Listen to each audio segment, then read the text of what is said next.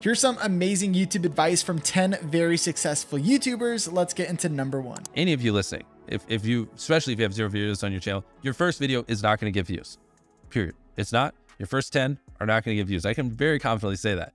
So stop sitting there and thinking for months and months on end and just get to work and start uploading. Like, all you need to do, this applies to people who have not uploaded videos but have dreams of being a YouTuber, is make 100 videos and improve something every time. Do that. And then on your 101st video, we'll start talking like maybe you can get some views, but you know, your first 100 are gonna suck. There are very freak cases like Liza Koshy or Emma Chamberlain who have really good personalities and it doesn't take them as many videos. And it's just like people who are 7'5" and making the NBA. Like, yes, there are freak cases you can find, but for the average person like us, you know, who don't have these exceptional personalities and, you know, backgrounds in filmmaking, just make 100 videos, improve something each time, and then talk to me on your 101st video. Well, the improve something each time is the tricky one. How do you improve something each time? The second one, just, I don't know, put more effort into the script. The third one, try to learn a new editing trick. The fourth one, try to figure out a way that you can have better inflections in your voice. The fifth one, try to, you know, study a new thumbnail tip and implement it. The sixth one, try to figure out a new title. There's infinite ways. That's the beauty of content creation online. There's literally infinite ways, from the coloring to the frame rate, to the editing, to the filming, to the production, to the jokes, to the pacing, to every little thing can be improved, and they can never not be improved. There's literally no such thing as a perfect video. Don't really worry about what your niche is. Like, people get hung up on this, like, I don't know what to make videos about. It would be like a writer saying, I don't know what to write about, therefore I'm not going to write. Or like an artist saying, I don't know what my masterpiece is going to be, therefore I'm not going to hold a paintbrush. It's totally okay for your niche to emerge over time. Yes, you can take a very calculating route and plot it out in advance and be like, okay, this is my path. Or you can do what I recommend, which is just start making videos on YouTube about whatever you enjoy, whatever you want. If I was starting on YouTube, I wouldn't really worry about the niche thing. I just think, you know what, let me make videos about the things that I enjoy, maybe some close-up magic because I'm not a total loser. Maybe like iPhones, maybe like, you know, my favorite pen, maybe like, you know, tips of getting started on YouTube, maybe life as a medical student, maybe like whatever experiences in my life that I enjoy talking about and that I think I could teach on the internet. That is the stuff I would start making videos about. And over time, as you start making videos about things that you enjoy, the audience starts to resonate with some of those things. And so your niche ends up emerging over time. I never thought I would be a productivity YouTuber, but I seem to have become a productivity YouTuber because that niche just sort of emerged over time. It was not forward planned in advance. And so if you've got a lot of interest, if you've got a lot of things you're interested in, or even if you don't know what to talk about on YouTube, just start making stuff and you will figure it out. Don't be one of those writers who says, I don't know what my bestseller book is going to be about, therefore I'm not going to write a single word. It's the same with YouTube. Who cares if you don't know what your niche is? Your niche will change over time. I started off making videos for medical school applicants. I now no longer care about medical school applicants in terms of making videos, and therefore it just sort of changes over time. So don't worry about it. Don't overthink it. Just make the videos that you enjoy at the start. Strongest call to action is to watch another video, because now all of a sudden your channel went from like, say, 8 minutes of watch time to 16 minutes of watch time if they watch another one. And it shows that this person is in your little watch web. It also gives you another ad impression. Like, that is the metric that YouTube cares about. Sure, you can ask them to comment, you can ask them to like, that's totally fine.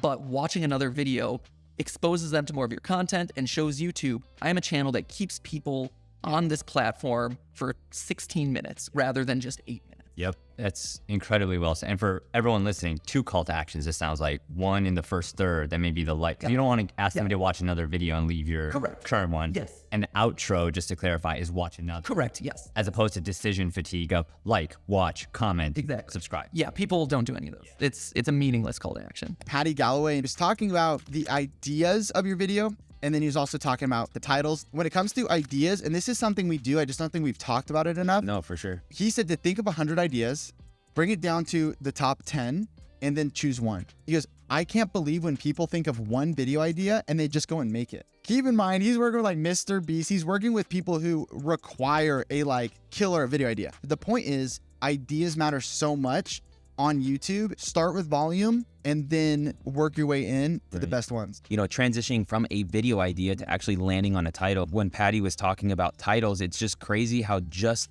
the reframing of the right title will cause so much interest. And his word was curiosity. He gave a really cool example. He was working with a client and the first variation of the title was inside a $1.7 million New York loft. They didn't really love it. And there was nothing really interesting about it except the money value, but there's probably more expensive ones or whatever, right?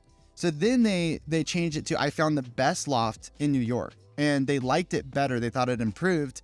And then they added one more thing to it, which was, I found the best loft in NYC, ... but nobody wants it. And they were like, that's the title, to open up this curiosity loop. If it's the best loft in New York City, why does nobody want it? How can you breed curiosity into that? Because naturally, you want to click on something that sparks curiosity. You want to know the answer, and so you want to click on that video. On that note of like deciding what videos to make, how much are you good? How much does it play on your mind of, oh, I know if I make this sort of video, it'll get this many views, versus more like, I feel like making this video because I feel like it. And sort of that, to me, that's always felt like a bit of a spectrum of like doing things because I feel like it versus doing things because I know they'll perform well. How do you think about sort of videos along that spectrum? Yeah, so I think this is super lucky that the videos that I know will do well are the most interesting to me also, because they're about probably a piece of tech that is so cool that I want to check it out anyway, right? So on one half, it's like, what videos will do well? It's the hottest gadgets, the most impressive new things that people haven't seen before, collaborations with really cool, interesting people. Those I know before we make them are like, oh, those are going to do pretty well. And then on the other half is, what do I want to do? And sometimes it's, well, I want to check out this gadget. This seems pretty cool. Well, I kind of want to talk to this person. They seem really interesting to talk to. And suddenly like they're like meshing together and it's kind of the same pool of things. So often, again, it's like, I don't have that much pressure to like, I'm not into this video, but I'm going to do it anyway because I know it'll get a lot of views. That doesn't happen too often for me, because if I know it's going to get a lot of views, why is that going to get a lot of views? Because it's a really interesting piece of tech. Oh, okay. So I'm in. And has that always been your attitude, or was that a thing that changed over time? I think that's something I figured out over time. I know that there are videos that I make that aren't going to blow up like the ones that are the most popular gadgets, but I still want to share them because I still think they're cool. And I think if I can make the video in a way that actually shows why I'm so interested in it, then it will eventually be interesting to people and will catch on. So I think that's something I sort of learned probably in the second half of making videos, which is that we can sort of justify pretty much any video we want to make. Hey, I'd like to take a moment to talk about the sponsor of this video, Podcastle. Whether you want to do a solo podcast or have all of your friends on, Podcastle allows you to have up to 10 remote guests at a time. One of the coolest parts about this is that each person is going to be recorded locally on separate tracks. And it's really easy for bringing guests on because they don't even need a Podcastle account. You just need to send them their link and then they can come onto your show. Podcastle even has a mobile app, which makes it really easy for recording and exporting your content on the go. They truly make it as simple as possible to produce your podcast. Thank you so much, Podcastle, for sponsoring this video. Is there ever a point where it's like, there's too much content, I can't watch it all? I think so. And that's why sometimes, creating even more content is not necessarily a bad thing, because somebody might skip a day. And if they watch your video today and they didn't watch yesterday, they'll be like, oh, I might go back. She had one yesterday, so let me go back and watch that. I mean, I think it's really just about like focusing on what your audience is. Sometimes you might not know what your audience is, but just listen to them. I mean, I'm very quickly able to tell if somebody likes a video or they don't like a video in the comments. And I think the most painful comments is the ones where people are like, man, I usually really like your videos, but this one wasn't my favorite. Ouch. I'm like, oh, shoot. Burn. Will you ever delete videos? No, I mean, I've definitely set some to private, mostly because it was just like announcement videos. Sure, yeah. So it's like, you don't want it up there afterwards. Yeah, it's like, hey, the come. meetup's over. Yeah, come meet me here. Well, that was like a week ago, so no. Right, okay. Even small YouTube channels can lead to big opportunities. One of the things that people make a mistake of is they're too focused on vanity metrics. And so we think, and we have mistakenly defined success on YouTube as you got to get a silver play button, you got to get a gold play button.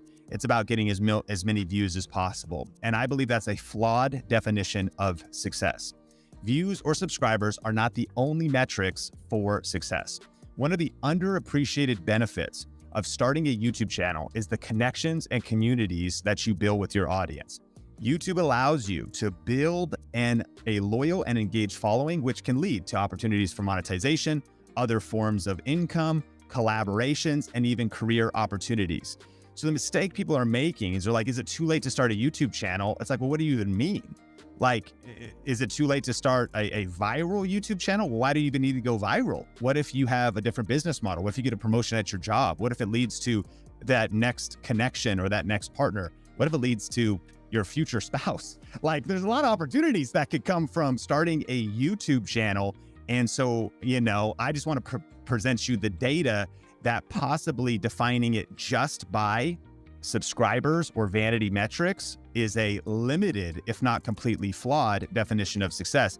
And speaking of starting a new channel, or if your channel is small, if you haven't heard, we actually are doing a 5-day free YouTube challenge. And so if you go to tube1kchallenge.com for the new year, if you're interested in saying, Sean, I do see the opportunity on YouTube, I would like to learn some of the best tips and strategies, you can go to tube1k, the letter K, challenge.com right now. If you want to jumpstart your views right now, and maybe you're not getting the momentum or the growth that you want, is jump on trends within your niche. Can you talk about how that completely changed everything to you, and what your thoughts are when it comes to people jumping on trends, and what are your tips?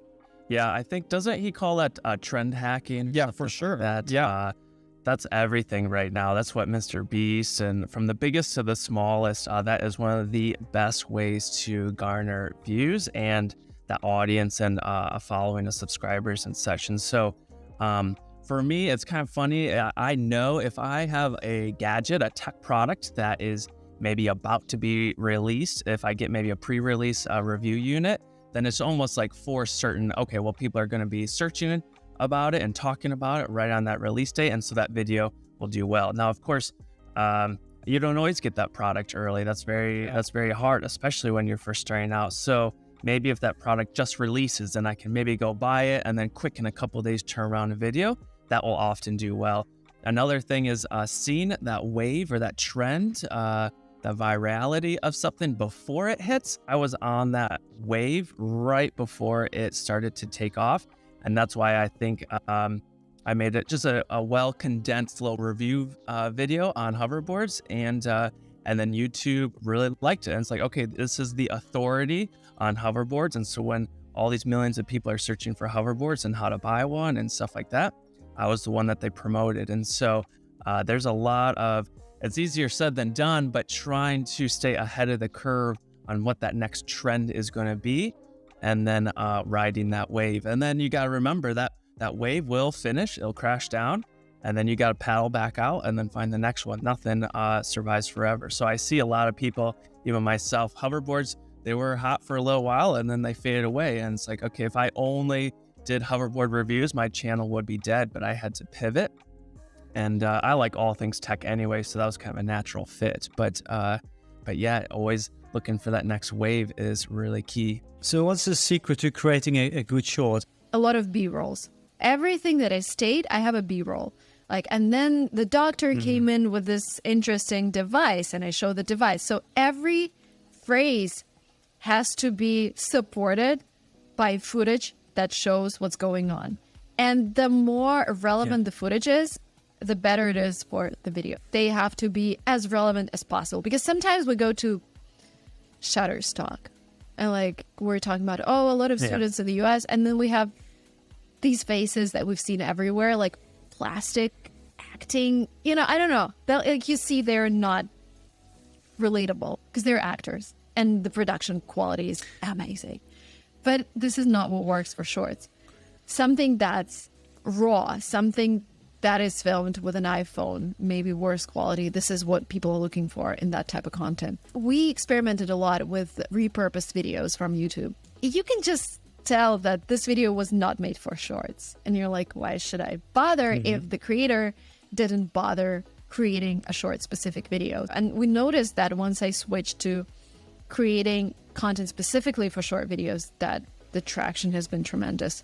There's such a tendency, especially in a world where you're able to count your views in real time, that if it doesn't work today, it's never going to work. And, I talked to Jimmy, Mr. Beast, about this a lot. And that guy spent 7 years making videos before he had one that broke 1,000 views or something extraordinary like that. And now he's doing 1 billion views a month. Or my brother Van, who's the most brilliant mind on all of YouTube. And Van had this initial explosion of interest because he and I worked so hard to promote his first videos. And then I explained to him, I was like, look, it's all going to go away. You're going to find your baseline, then you're going to build from there. and he's been consistently uploading for a year, making the best work he can make. And now he's really building out what is going to be a successful long-term career, making videos and putting them on the internet. Yeah, and I it's really think cool to watch that. it's extremely unsexy. It's extremely uninteresting, and no one wants to hear that it takes time, but it takes time. And I think if it's something that, especially if you're young and just getting into this, you don't want to invest.